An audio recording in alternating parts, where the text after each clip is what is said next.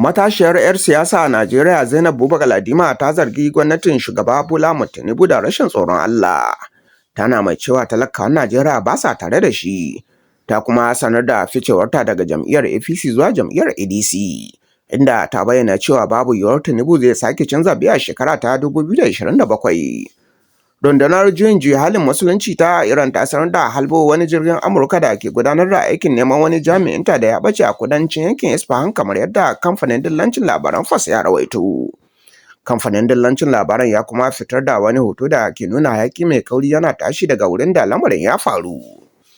Amurka da Isra'ila sun kai hari kan tashar nukiliya ta Bushra a yankin kudu maso gabashin Iran. Shugaban Najeriya Bola Tinubu ya kaddamar da ayyukan raya ƙasa, ciki har da filin jirgin sama na dakon kaya a jihar Ogun. Arsenal ta sha mamaki a hannun Southampton bayan ta lallasa ta da ci 2-1.